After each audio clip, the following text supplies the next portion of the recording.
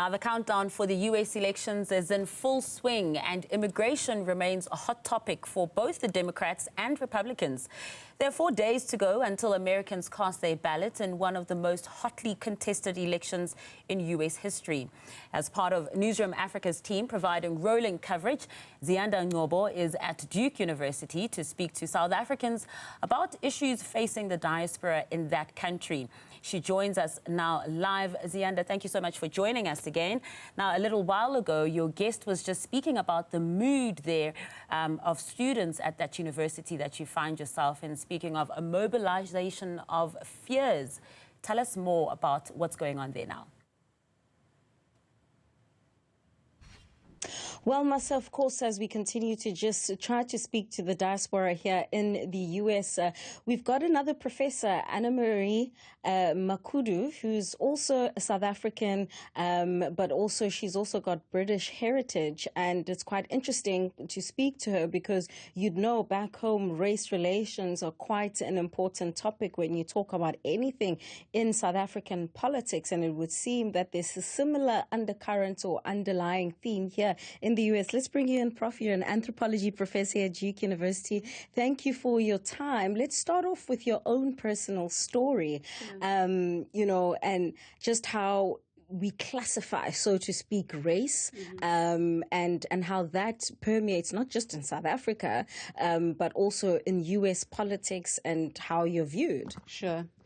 Unclear how I'm viewed. I think it really very depends. My father is, in fact, a black South African who left South Africa in the 1960s and went into exile and eventually landed in the UK in about 63. My late mother is English, and of course that makes for a very interesting racial picture. I think we've been read differently in different contexts, but certainly living in the United States now for almost 30 years, it's certainly the case that people are very much both integrated and divided. And of course, people will make distinctions between what that might look like in a place like New York City, a big metropolis where ostensibly many different kinds of people are coming together. There's this idea of American assimilation, the so-called melting pot. But in reality, people are really living quite separate lives racially, I think. And that's certainly true in the South as well. It looks very differently here at Duke University and in the environs of Duke University in Durham, North Carolina, where there's a long legacy of historic segregation, which parallels in certain respects the history of apartheid, namely Jim Crow. But in certain contradictory ways, people in the South live cheek by jowl, close to one another in ways that actually is not the case in the North of the United States. So it's a complicated picture, let's put it that way. And so is this election. It's a very complex election for many reasons, whether you're talking immigration, abortion, just housing issues, you know, business, messing up the economy. We could talk about a range of topics. But I think with you, especially because you're an anthropologist, I mean, in the early 2000s, there was big talk about globalization, becoming one global village, and yet fast forward to 2024, we're now back to same issues about race, about immigration, and, you know, referring to people as certain things in our campaign language, which is something that we also saw in South Africa, abahambe, you know. So what is it about globalization and this global migration that we're not getting right?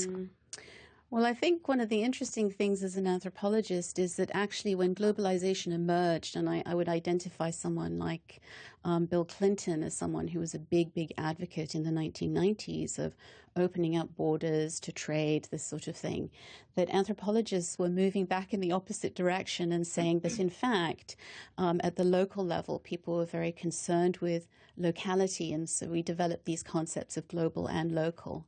And in a way predicted that where things might move was towards a sense of protectionism, of hunkering down, of thinking again about borders, national or otherwise.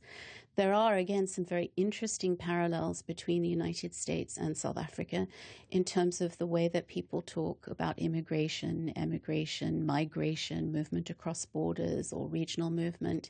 I think one of the differences in the United States, understanding that there's a very contentious set of questions around the southern border of the United States and how and why it is that people are moving across that border legally or attempting to do so legally by claiming asylum, but in a way being prohibited from doing so, is that the American language for talking about that is migration.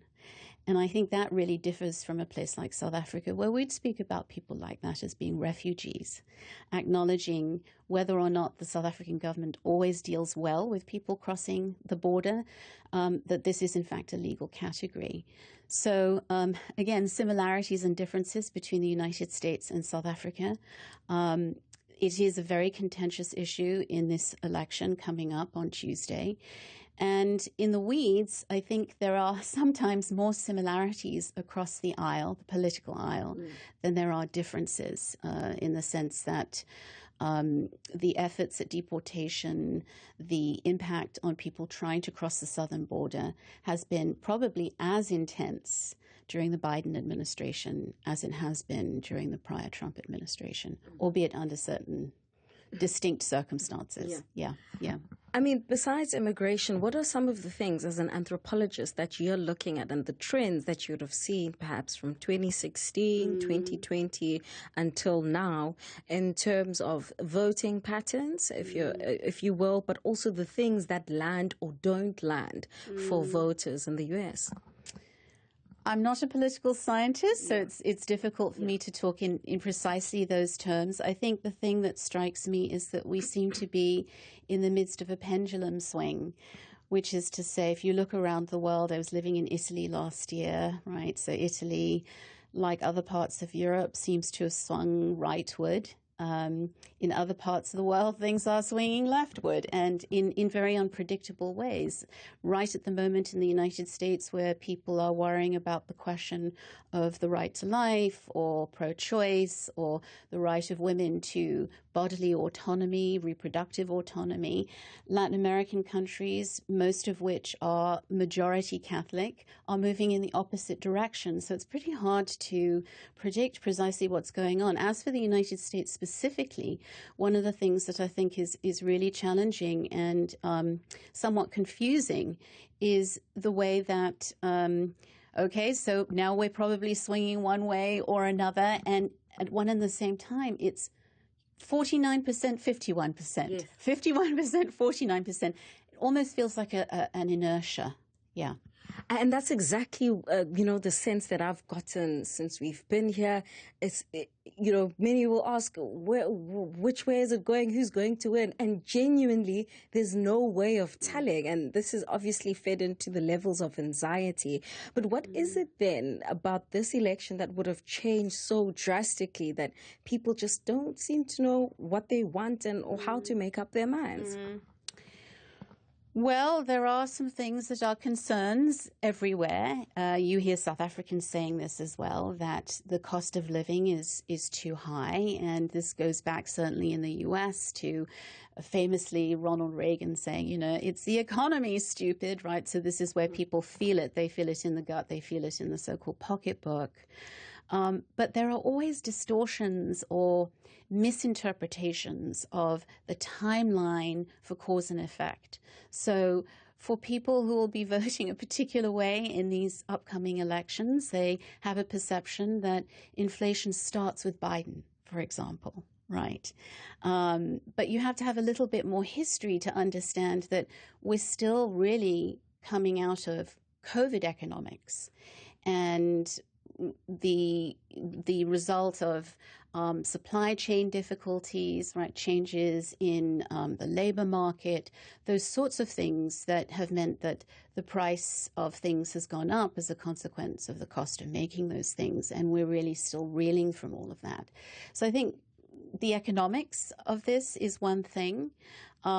We also, of course, have social media as a complicating factor, which is that messaging is not always truthful, I mean, that's to say the least, it's not truthful.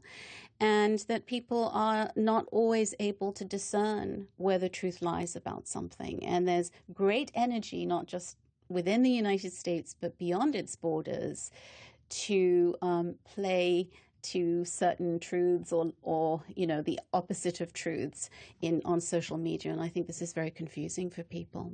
Yeah. Fake news, as Donald Trump would say. I'm not sure if my accent is quite right, but of course that's Prof. Anne-Marie Makhulu, a South African in her own right, an anthropology professor here at Duke University, just talking about the different layers of how you could look at this U.S. election, but in particular, the diaspora living in the United States.